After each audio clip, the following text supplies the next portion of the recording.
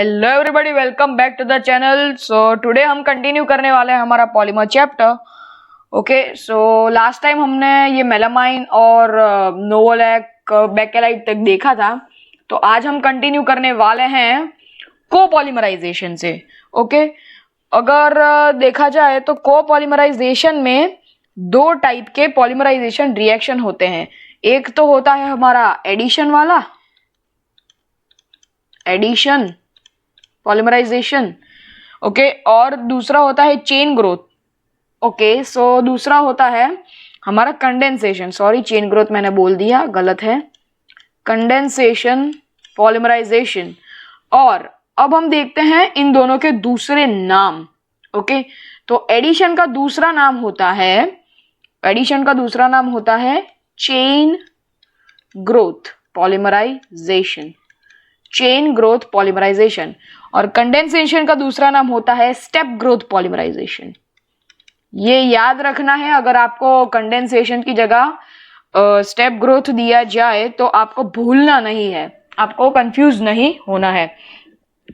Okay, और कोपॉलीमराइजेशन में ये दोनों हमें बातें बताई गई हैं। अब हम आगे बढ़ते हैं रबर की ओर। ओके, सो बेसिकली रबर में फर्स्ट है नेचुरल रबर। ओके, जैसे ही हम इसको देखते हैं हमें एक बात तो स्ट्राइक हो जाती है कि वो नेचुरल होता है। ओके, और जो नेचुरल रबर होता है वो स्प्रिंग की टाइप इलास्टिक होता है। आपने स्प्रिंग को देखा ही है, तो वो कितनी इलास्टिक होती है उसके जैसा ही नेचुरल रबर इलास्टिक होता है। ओके, और अगर आप उस पर फोर्स अप्लाई करो, अगर आप उसको खींचो, फोर्स अप्लाई करो, ओके, ज्यादा टाइम तक, तो रेटेंशन फोर्स मेंटेन रहता है, रेटेंशन फोर्स मेंटेन रहता है उसके अंदर। नेचुरल रबर में जो इलास्टिसिटी होती है उसकी, वो 273 से 335 केल्विन तक मेंटेन रहती है। ओके, और अगर इससे कम टेम्परेचर हुआ तो वो ब्रिटल बन जाता है, तो वो ब्रिटल बन जाता है। ओके, और अगर इससे ज्यादा टेम्परेचर हुआ तो वो फ्यूजिबल बन जाता है, वो फ्यूज हो जाता है। ओके, ये उसकी जो वाटर एब्जॉर्बिंग प्रॉपर्टी है वो ज्यादा है, उसकी कैपेसिटी ज्यादा है वाटर एब्जॉर्बिंग। ओके, वो सॉल्यूबल है नॉन पोलर सॉल्वेंट्स में भी, और वो ऑक्सीडाइजिंग एजेंट के अटैक से, ऑक्सीडाइजिंग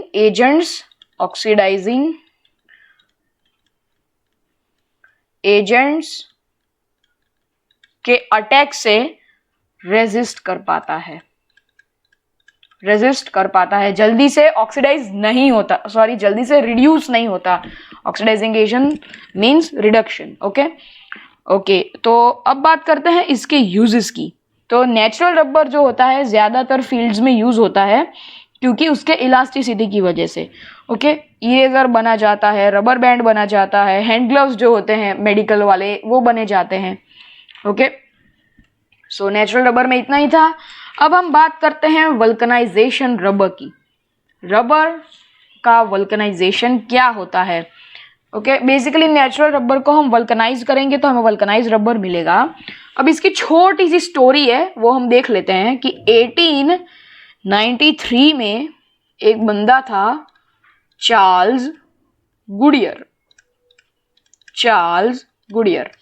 ओके, इसने डिस्कवर किया कि नेचुरल रबर को और हमारे सल्फर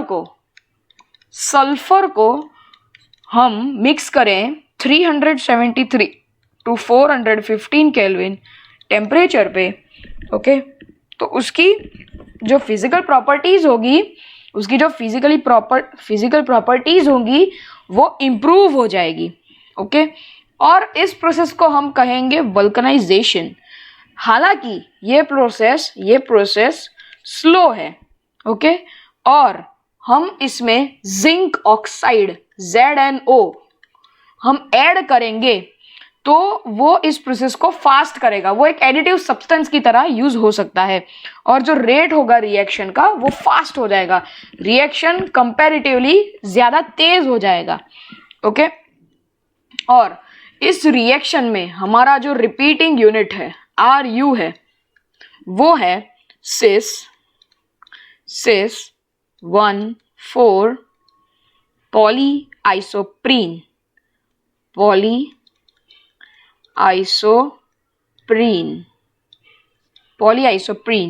ओके। नेचुरल रबर में C2C3 डबल बॉन्ड जो होते हैं यूनिट के वो CH2 ग्रुप्स में रिएक्टिव होते हैं। ओके, सो बॉन्डिंग जो होता है दो रिएक्टिव पोजीशन पे जो टेक प्लेस करता है वो सल्फर से होता है। ओके, और जो मॉलिक्यूल्स होते हैं रबर के बीच में जो एक दूसरे के साथ मॉलिक्यूल्स होते हैं वो ज्यादा टाइट, ज्यादा हार्ड और ज्यादा स्ट्रॉन्ग बन जाते हैं नेचुरल रबर की कंपैरिजन में। और आपने गुडियर कंपनी के एक टायर्स होते हैं वो वैसे इन भैया के नाम के ऊपर से ही बने हैं, बट जस्ट ओके, सो नाम कोई था नहीं, इन्होंने बनाया था तो इनका ही नाम कंपनी में डाल दिया। ओके, सो अब हम इसका रिएक्शन देख लेते हैं कि पेन कलर चेंज कर लेते हैं, एक मिनट। इसका रिएक्शन होगा CH3 dash sulphur dash CH dash CH2 अगर आगे कनेक्ट होगा CH2 कनेक्ट होगा सल्फर, और यहाँ पे सल्फर है, यहाँ पे CH है, आगे कनेक्ट होगा, और यहाँ पे है C dash dash connect CH2 dash CH3 और CH sulphur C double bond CH dash CH2 connect, ऊपर आएगा CH3 सल्फर से कनेक्ट CH, आगे connect sorry CH dash CH2 connect, और फिर यहाँ पे CH3। ओके, ये कंटिन्यूअस चेन में होगा, ये continuous n number of times chain में परफॉर्म करने वाला है, इसलिए यहाँ पे डॉट डॉट्स दिए गए हैं।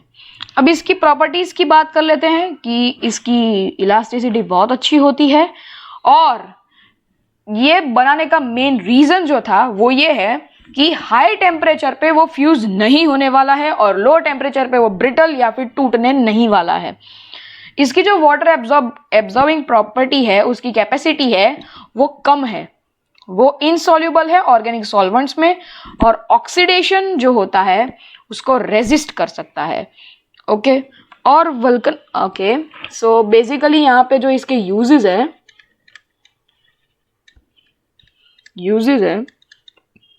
फर्स्ट वाला, वल्कनाइजेशन प्रोसेस में हम 5% सल्फर को ऐड करेंगे तो हम उससे बना सकते हैं टायर्स। ओके, और अगर हम 30% सल्फर को वल्कनाइजेशन की प्रोसेस में यूज करें तो हम रबर की जो बैटरी केसेस होते हैं ना, रबर बैटरी केसेस के लिए, ओके, जो बैटरी केसेस के लिए जो रबर यूज होता है उसके लिए हम इसको यूज कर सकते हैं। ओके, सो नेक्स्ट है सिंथेटिक रबर। और सिंथेटिक रबर ये होता है कि नेचुरल रबर में हम थोड़े थोड़े चेंजेस करें तो हमें वल्कनाइज्ड रबर मिलता है, और अगर हम पहले से ही रबर बनाए आर्टिफिशियल केमिकल्स को डाल के, उसे हम सिंथेटिक रबर कहते हैं। अभी हम प्रिपरेशन की बात करते हैं सिंथेटिक रबर्स की। उसमें पहला है हमारा नियोप्रीन जो है उसका दूसरा नाम है पॉलीक्लोरोप्रीन।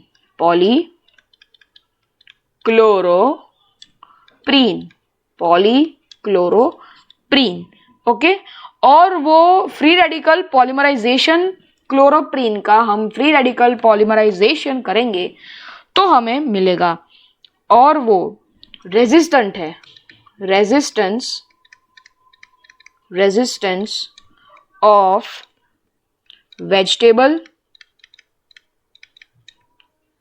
वेजिटेबल एंड मिनरल ऑयल्स, इससे रेजिस्ट करता है। अब हम इसका रिएक्शन एक बार देख लेते हैं। सो रिएक्शन है CH2 double bond C dash CH double bond CH2 n number of times CH के ऊपर क्लोरीन। ओके, ये क्लोरोप्रीन है, क्लोरोप्रीन। इसका दूसरा नाम है 2-क्लोरो, ये कॉमन नेम या IUPAC name, chloro one three butadiene, one three butadiene. अब हम इसका करेंगे reaction, polymerisation reaction, polymerisation reaction, तो हमें मिलेगा CH2 dash C double bond CH dash CH2 for n number of times chlorine। ये है हमारा नियोप्रीन, ये है हमारा neoprene.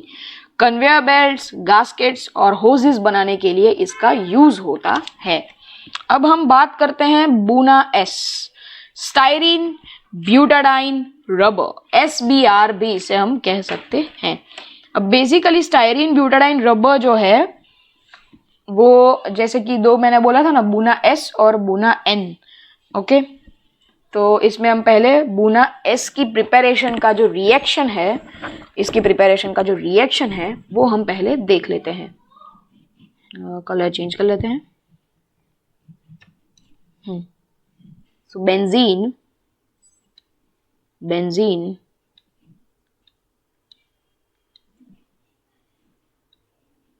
CH double bond CH2, ये है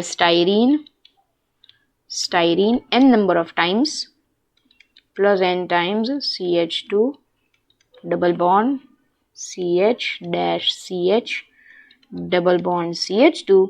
इसका होगा फ्री रेडिकल या फिर एन आयोनिक एडिशन को पॉलीमराइजेशन, फ्री रेडिकल रिएक्शन या फिर एन आयोनिक एडिशन को पॉलीमराइजेशन। ओके, तो यहाँ पे बॉक्स कर लेते हैं बड़ा सा, CH dash CH2 dash CH2 dash CH double bond CH dash CH2। Okay, और यहाँ पे होने वाला है हमारा बेंजीन। ओके, ये है buna S, styrene butadiene rubber, ये हमारा कोपॉलीमर है। ये एक सिंथेटिक रबर है। बूना एस जो होता है वो रिएक्टिव होता है ऑयल या फिर वेस्ट वाटर से और या फिर ओजोन से। ओके, वो हाई विस्कोसिटी होती है इसकी नेचुरल रबर की कंपैरिजन में। इसकी जो टेंसाइल स्ट्रेंथ होती है वो ज़्यादा होती है, एक्सटेंसिव प्रॉपर्टी उसकी स्ट्रॉन्ग होती है। उसके अंदर H बॉन्ड एग्जिस्ट करते हैं जो स्ट्रॉन्ग इंटरमोलिक्यूलर बॉन्ड्स होते हैं। हाई टेम्परेचर पे इलास्टिक कैरेक्टर उसका मेंटेन रहता है और इलेक्ट्रिक कैपेसिटी इसकी ज़्यादा है। ओके, इलास्टोमर फॉर्म में ये च्युइंगम, रबर कोटिंग और पेंट्स के जैसे यूज़ किया जाता है। ओके, उसका सॉल्यूशन फॉर्म जो है, उसका सोल्यूशन फॉर्म ओके वो होता है यूज टायर, शू के शूज़ जो होता है उसके सोल बनाने में और या फिर गास्केट्स बनाने में। ओके, अब हम बात कर लेते हैं नेचुरल रबर की। नेचुरल रबर नहीं, buna N.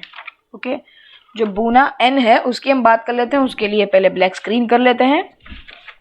Okay, buna N का जो प्रिपरेशन है वो हम करेंगे, कोपोलिमराइजेशन करेंगे 1,3-ब्यूटाडाइन और एक्रिलोनाइट्राइल से पेरोक्साइड कैटालिस्ट की प्रेजेंस में। ओके, सो उसका रिएक्शन लिख लेते हैं हम सबसे पहले। NCH2 double bond CH dash CH double bond CH2 plus NCH2 double bond CH CN peroxide तो हमें मिलेगा box CH2 dash CH double bond CH dash CH2 dash CH2 dash CH CN। ये है हमारा buna N।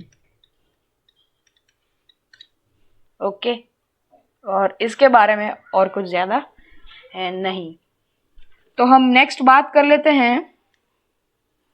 Next up, molecular mass of polymers. Okay, इसके methods होते हैं।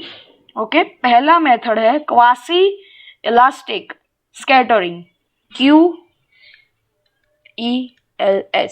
Quasi elastic scattering, quasi elastic scattering.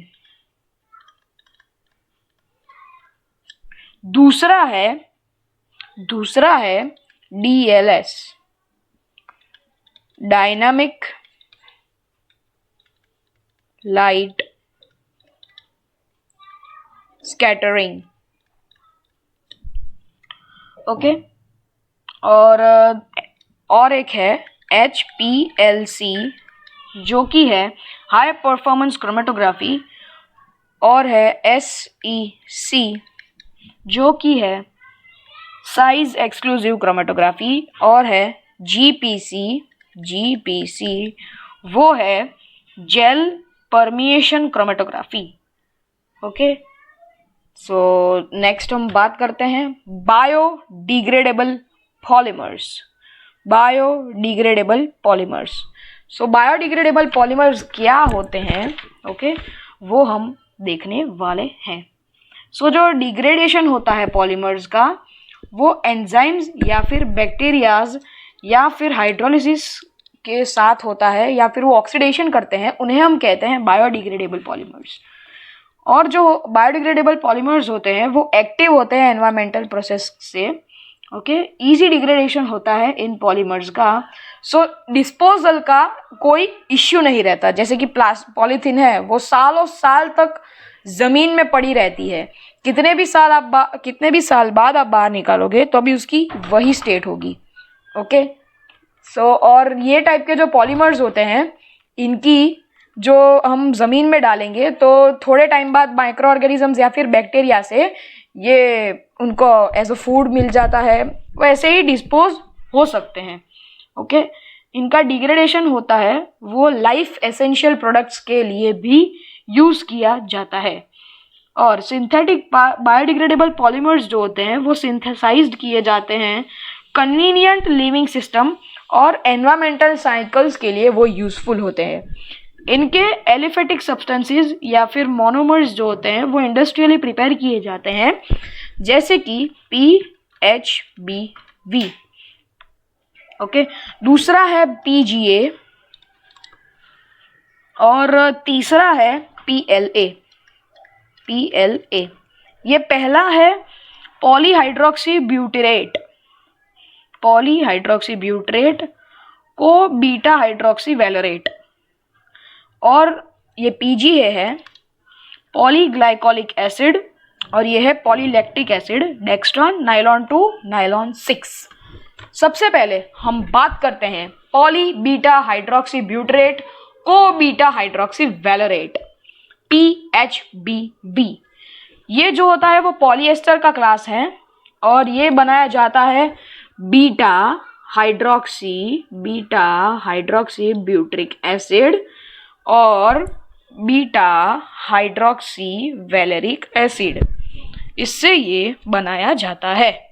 Okay, और इसका reaction होता है कंडेंसेशन रिएक्शन, और इसमें H2O मॉलिक्यूल रिलीज होता है n नंबर टाइम्स। ओके, इसका रिएक्शन हम देख लेते हैं।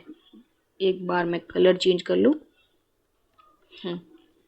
NOH CH dash CH2 COOH dash CH3, ये है हाइड्रोक्सी ब्यूट्रिक एसिड, इसके साथ NOH dash CH dash CH2 dash COOH dash CH2 dash CH3, इन दोनों का रिएक्शन होगा। ओके, इन दोनों का जो रिएक्शन होगा, जस्ट अ मिनट,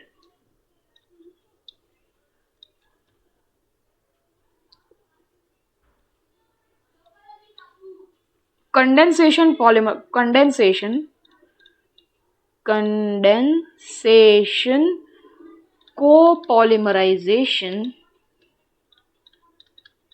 कोपॉलीमराइजेशन रिएक्शन होगा, इसमें रिलीज होंगे NH2O। इसका हम बड़ा सा रिएक्शन लिख लेते हैं, जो कि होने वाला है O CH CH2 COO CH CH2 CO dash, ये होने वाला है CH3 CH2 CH3, ये है हमारा PHBV। ओके, अब इसकी प्रॉपर्टीज है, वो पॉलीएस्टर है, बायोडिग्रेडेबल है। ओके, उसकी जो स्टिफनेस होती है, उसके PHBV के अंदर उसकी जो स्टिफनेस की प्रॉपर्टी है, वो उसे देता है बीटा हाइड्रोक्सी ब्यूट्रिक एसिड, और जो उसकी फ्लेक्सिबिलिटी की प्रॉपर्टी होती है, वो उसे देता है बीटा हाइड्रोक्सी वैलेरिक एसिड। सो दोनों मिलके PHBV बनाते हैं, और स्टिफनेस और फ्लेक्सिबिलिटी दोनों उसके अंदर प्रेजेंट होती है। ओके, PHBV ऑल्सो होता है कि बैक्टीरियल डिग्रेडेशन एनवायरमेंटल कंडीशंस में। ओके, और PHBV का यूज़ जो है वो स्पेशल टाइप ऑफ पैकेजिंग के लिए यूज़ होता है, ऑर्थोपेडिक डिवाइसेस बनाने के लिए भी यूज़ होता है, और जो आप कैप्सूल्स खाते हो मेडिसिन में, उसके अंदर जो स्पेसिफिक टाइप के ड्रग्स होते हैं, जो मेन मेडिसिनल ड्रग्स होते हैं, वो उसके अंदर डाले जाते हैं।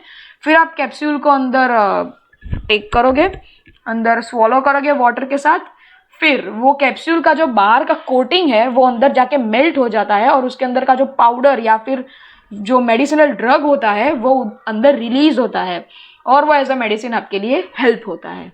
ओके, अब हम बात करते हैं नायलॉन 2 और नायलॉन 6 की। ओके, नायलॉन 2 जो है वो है ग्लाइसिन, NH2 CH2 COOH, ये है ग्लाइसिन,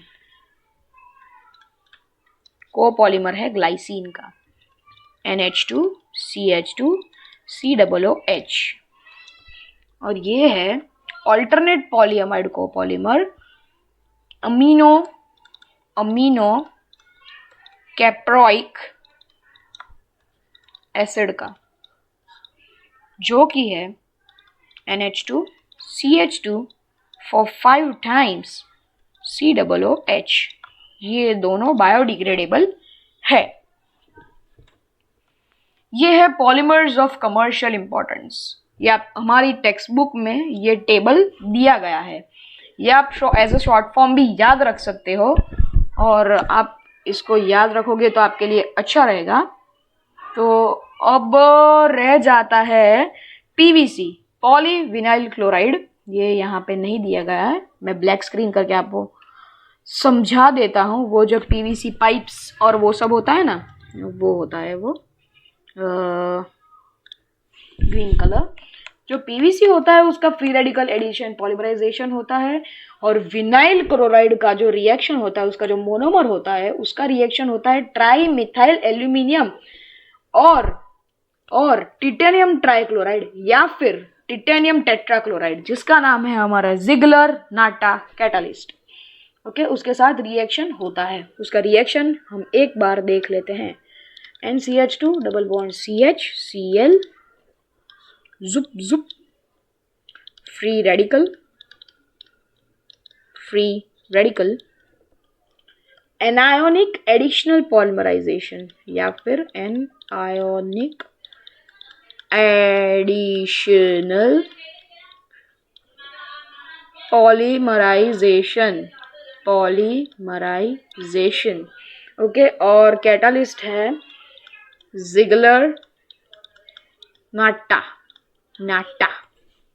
ओके, और बॉक्स बनाएंगे छोटे से, हमें मिलेगा CH2-CH-Cl for n number of times. ये है हमारा PVC। ये एक ब्रांच्ड पॉलीमर है, जैसे कि आप देख सकते हैं, थर्मोप्लास्टिक पॉलीमर है, केमिकली इनर्ट है, वाटर रेजिस्टेंस होता है, इलेक्ट्रिसिटी से रेजिस्टेंस होता है, पॉलीथीन से ज़्यादा स्ट्रॉन्गर होता है। ये यूज़ होता है रेनकोट्स, कारपेट, पर्सेस बनाने के लिए, और PVC के पाइप्स, बॉटल या फिर रेक्सीन फुटवेयर भी आपको देखने को मिल जाते हैं। ओके, और एक छोटा सा टॉपिक है, ये भी हम देख लेते हैं, रुको। रेजॉल, ये है पॉलीस्टाइरीन जो होता है उसका एनायोनिक एडिशन पॉलीमराइजेशन होता है स्टाइरीन का ट्राइमिथाइल एल्यूमिनियम, जो कि है C7H5 3 टाइम्स एल्यूमिनियम और टिटेनियम ट्राइक्लोराइड या फिर जिगलर नाटा के साथ। सो उसका भी हम रिएक्शन देख लेते हैं, हमें कोई रिस्क नहीं लेना है बोर्ड्स के साथ। बेंजीन CH2, मुझे याद है मैं लास्ट वीडियो में बहुत गंदे बेंजीन बनाए थे, मेलामाइन और नोवोलेक या फिर क्या था दूसरा, बेकेलाइट, उसके टाइम पे। सो अब धीरे धीरे इम्प्रूव हो रहे हैं क्योंकि हमें ऑर्गेनिक भी पढ़ाना है। Ziegler Natta. ओके, और हम बनाएंगे एक box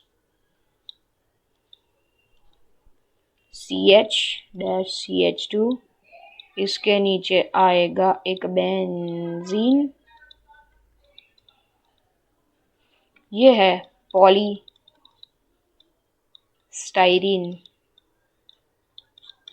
for n number of times.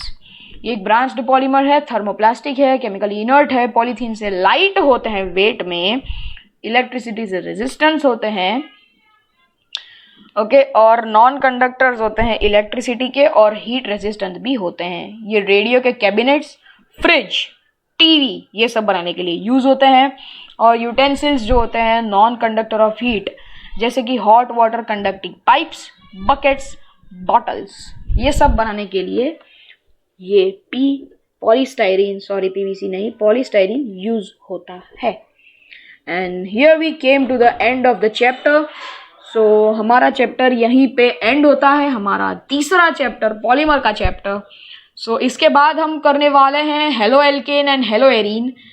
तो 3 वीडियो लेक्चर्स में हमने पॉलीमर को उड़ा दिया है, ओके, ख़त्म कर दिया है। अगर आपको ये सीरीज़, ये पॉलीमर की सीरीज़, केमिकल काइनेटिक्स की या फिर जनरल प्रिंसिपल्स या आइसोलेशन ऑफ मेटल्स की सीरीज़ पसंद आती हो, मेटलर्जी की, तो आप देख सकते हैं हमारी चैनल के प्लेलिस्ट के सेक्शन में आपको सारे के सारे केमिस्ट्री और मैथ्स के प्लेलिस्ट्स मिल जाएंगे, जिसमें हम ये वीडियोस डाल देंगे। सो आपको ढूंढना नहीं पड़ेगा। ओके, सो आज की इस वीडियो के लिए इतना ही। अगर आपको ये वीडियो अच्छी लगी हो तो फटाफट से इस वीडियो को जाके लाइक कर दीजिए। चैनल पे नए हो तो चैनल को सब्सक्राइब भी कर दीजिए। और अगर आपको ये कंटेंट अच्छा लगता हो और आपके जो दोस्त हैं उनके साथ शेयर भी कर दीजिए। और हम मिलते हैं आपसे अगली वाली वीडियो में, तब तक के लिए good bye. Do just what I do, and I hope you let me in, yeah.